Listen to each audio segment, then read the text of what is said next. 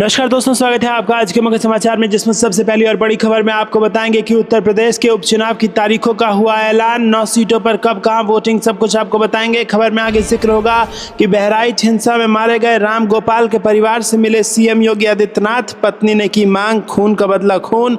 आगे खबर में आपको बताएंगे कि बहराइच हिंसा में साजिश का शक, ग्राउंड जीरो पर फोर्स के साथ एडीजी अमिताभ यश तैनात, इंटरनेट बंद। बड़ी अपडेट आपको बताएंगे। खबर में आगे आपको बताएंगे कि महाराष्ट्र में एक तो झारखंड में 2 फेज में मतदान, 23 नवंबर को रिजल्ट।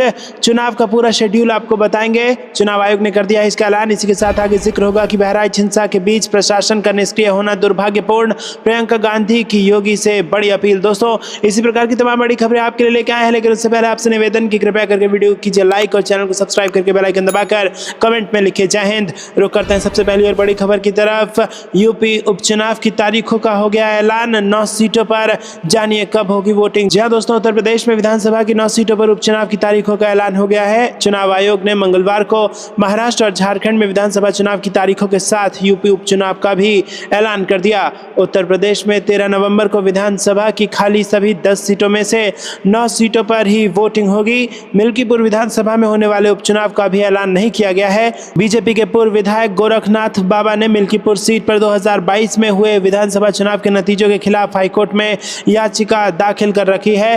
तब इस सीट से सपा के अवधेश प्रसाद को जीत मिली थी। बाद में अवधेश प्रसाद फैजाबाद सीट से बीजेपी कैंडिडेट लल्लू सिंह को हराकर सांसद चुने गए। दोस्तों, आपको बता दें कि उत्तर प्रदेश में 9 सीटों पर उपचुनाव होने हैं, जिनमें कानपुर की सीमा मऊ, प्रयागराज की फूलपुर, मैनपुरी की करहल, मिर्जापुर की मझवा, अम्बेडकर नगर की कटेहरी, गाजियाबाद सदर, अलीगढ़ की खैर, मुरादाबाद की कुंदरकी और मुजफ्फरनगर की मीरापुर सीट शामिल है। रुक करते हैं अगली ब्रेकिंग न्यूज की तरफ। बहराइच हिंसा में मारे गए राम गोपाल के परिवार से मिले सीएम योगी आदित्यनाथ, पत्नी की मांग, खून का बदला खून। जी हां दोस्तों, आपको बता दें कि बहराइच हिंसा में मारे गए 22 वर्षीय युवक राम गोपाल मिश्रा के परिवार से मंगलवार को मुख्यमंत्री योगी आदित्यनाथ ने यहां पर मुलाकात की है। लखनऊ में मुलाकात करके उनका हाल जाना है। पीड़ित परिवार स्थानीय विधायक सुरेश्वर सिंह के साथ लखनऊ पहुंचा था। तो दोस्तों, यहां पर सीएम योगी आदित्यनाथ के साथ मुलाकात पीड़ित परिवार की हुई है और इसी बीच ये बड़ी मांग आ गई है।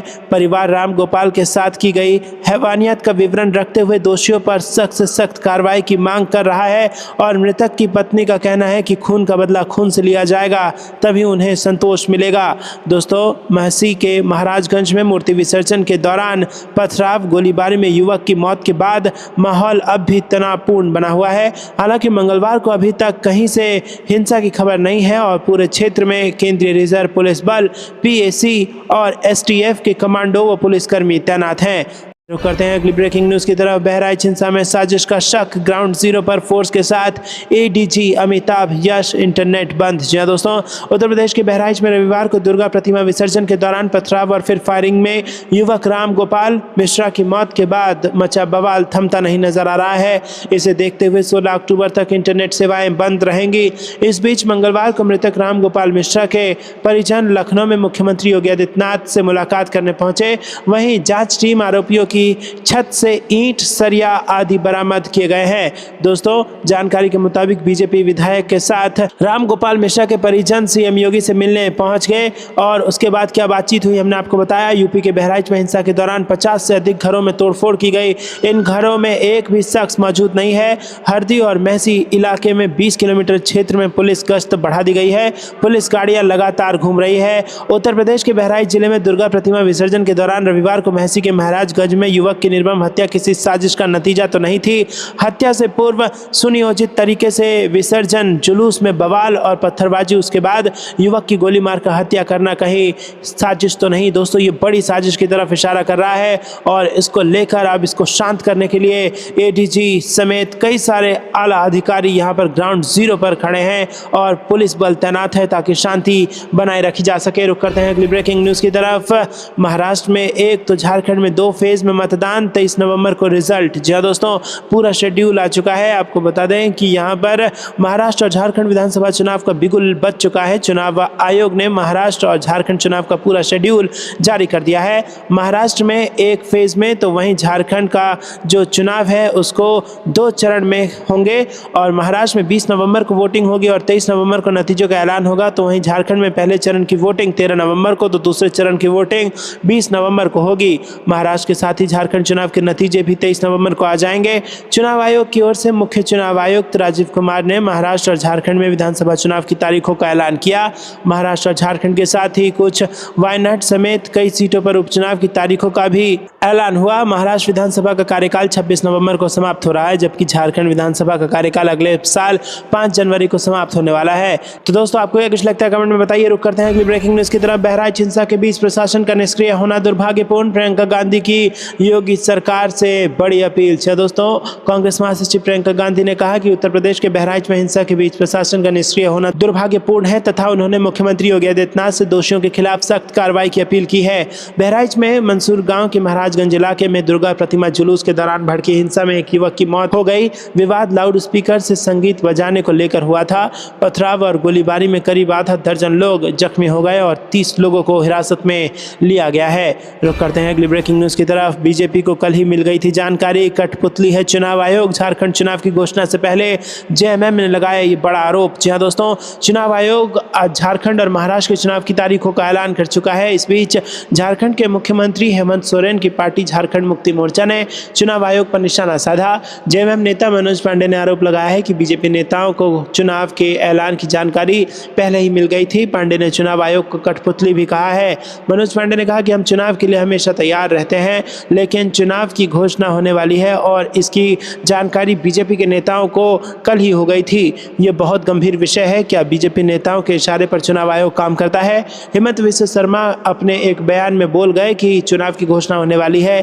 किसी आयोग को इस कदर कठपुतली बनाकर रखना ये गंभीर बात है, ऐसा जेएमएम ने बयान दिया है। रुक करते हैं अगली ब्रेकिंग न्यूज की तरफ।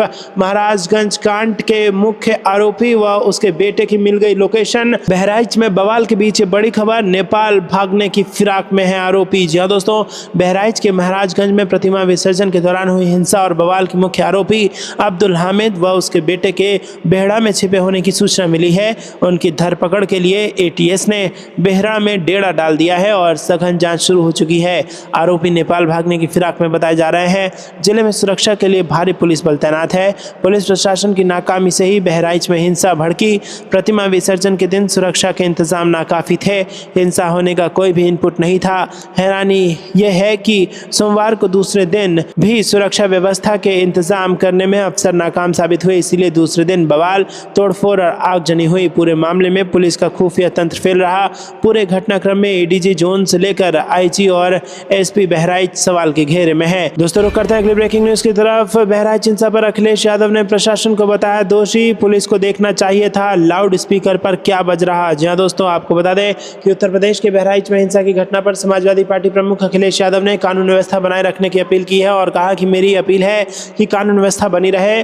घटना दुखद है और सरकार को न्याय करना चाहिए। अखिलेश यादव ने कहा कि जिस समय से जुलूस निकला उस समय पुलिस को इस बात का ध्यान रखना चाहिए था कि रूट पर सुरक्षा है या नहीं, पर्याप्त पुलिस की तैनाती है या नहीं, लाउड स्पीकर पर क्या बजाया जा रहा था। प्रशासन को इसका ध्यान रखना चाहिए था। शासन की चूक की वजह से ये घटना हुई है। रुक करते हैं अगली ब्रेकिंग न्यूज की तरफ। लालू नीतीश की नई रणनीति, बीजेपी विधायक के बयान ने बिहार राजनीति में मचाई हलचल। जी हाँ दोस्तों, बिहार में एनडीए में एक बार फिर से तनाव का माहौल है। ये विवाद बीजेपी विधायक हरिभूषण ठाकुर बचौल के एक बयान के कारण शुरू हुआ है, जिसमें उन्होंने सीमांचल को केंद्र शासित प्रदेश बनाने की मांग की है।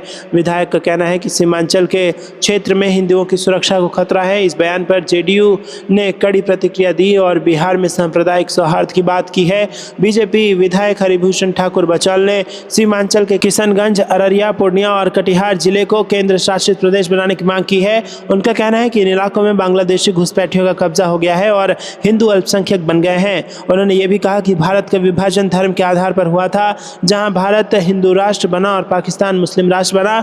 ऐसे में उनका कहना है कि सीमांचल को केंद्र शासित प्रदेश बनाया जाना चाहिए ताकि हिंदुओं को सुरक्षा मिल सके। दोस्तों, आपको क्या कुछ लगता है कमेंट में जरूर बताइए और वीडियो को लाइक नहीं किया तो लाइक जरूर कीजिए।